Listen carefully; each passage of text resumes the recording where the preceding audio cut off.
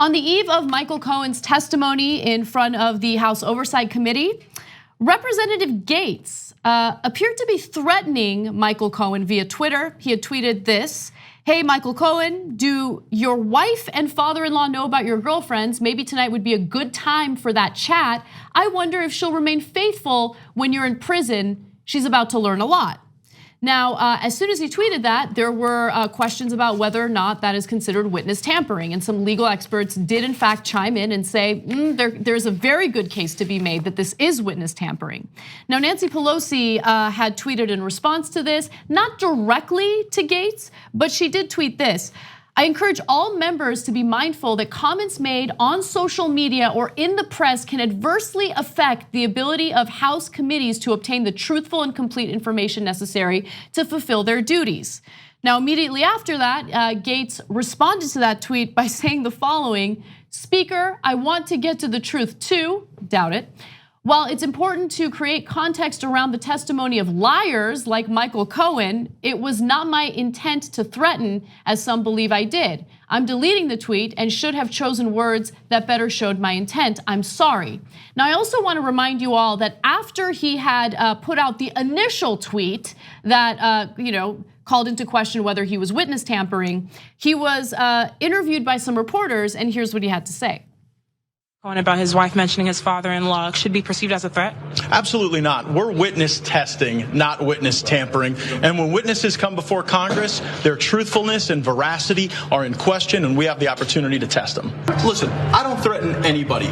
Michael Cohen threatens people. If you go back and look at the phone conversations he's had with reporters, I think he told one reporter that what he was going to do to him was effing disgusting. So Michael Cohen, by his own admission, is a PhD in threats and intimidation. All I'm doing is saying that if someone is going to come before the Congress and continue their stream of lies, that they ought to be prepared to set the four corners of those lies. Like, we already know that Michael Cohen lies to Congress. We already know that Michael Cohen lies to law enforcement. Now we're going to find out if Michael Cohen lies to his own family.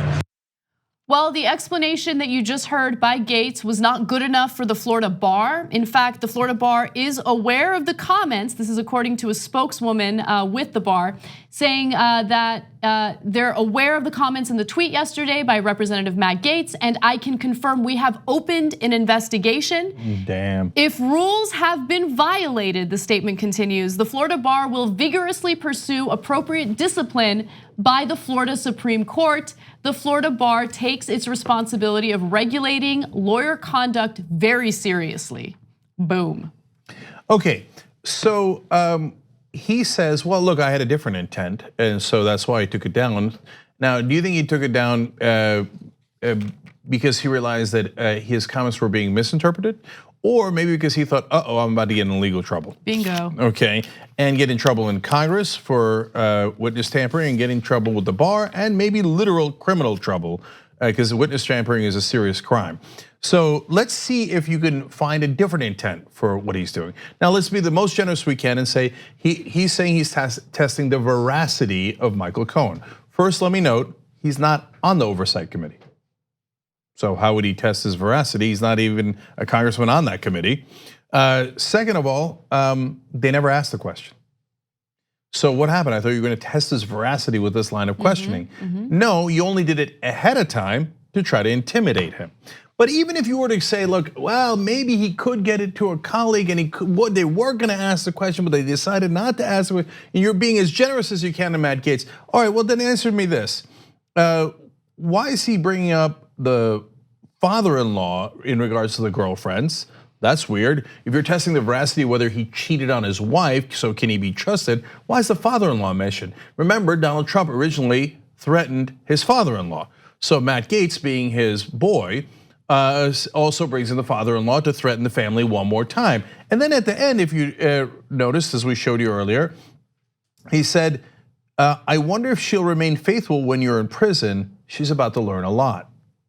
Now, wait, what does that have to do with whether Michael Cohen is trustworthy or not? Now you're implying whether his wife is trustworthy or whether she's going to cheat on him, and that she's going to learn this information, which would have nothing to do with the credibility of Michael Cohen. It would have to do with her learning that information and basically endangering their marital situation. Right. I mean, look, not only was his tweet questionable in the perspective of the law, right, and witness tampering, but it was incredibly sleazy, because if you want to call into question the credibility or the candor from Michael Cohen, that's one thing. But he felt the need to drag family members under the bus for no apparent reason other than, I mean, honestly, how was anything that he had tweeted relevant to the testimony that we're hearing today?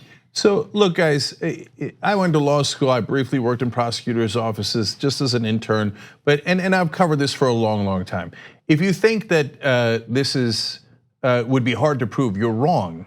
So witness tampering is not just necessarily saying, I will murder you if you testify, right? Or I will kidnap your kids if you testify. In fact, Giuliani said that on TV. He was like, well, we didn't say that we'd kidnap his kids or kill him. Oh, thank you, appreciate that. But as a seasoned prosecutor from before he lost his mind, Giuliani knows that that's not the only requirement for witness tampering. You could make other types of threats, like what if your family were to find this out, right? That's classic witness tampering. So he's in trouble with the bar for sure. But I want to go to Representative Plaskett as well. She brought up whether he would have criminal liability. This is video 13, let's watch. But I want to apologize for the inappropriate comments and tweets that have been made by other members of this body. And as a former prosecutor and as former counsel on House ethics, I think that at the very least there should be a referral to the Ethics Committee of witness intimidation or tampering under USC 1512 of my colleague Matt Gaetz, and it may be possibly him being referred for a criminal prosecution. So I want to put that on the record. That was wonderful work by Representative Plaskett, who is actually representing the US Virgin Islands. So they don't get the representation that they deserve overall in our legal structure, but they do have someone there in Congress and doing a wonderful job at it. So Matt Gaetz could be in a lot of trouble. 2 easy ways to follow the Young Turks. One is hit the subscribe button down below, then you're a TYT subscriber. And second is ring the bell. And when you do that on YouTube, you're notified of our videos.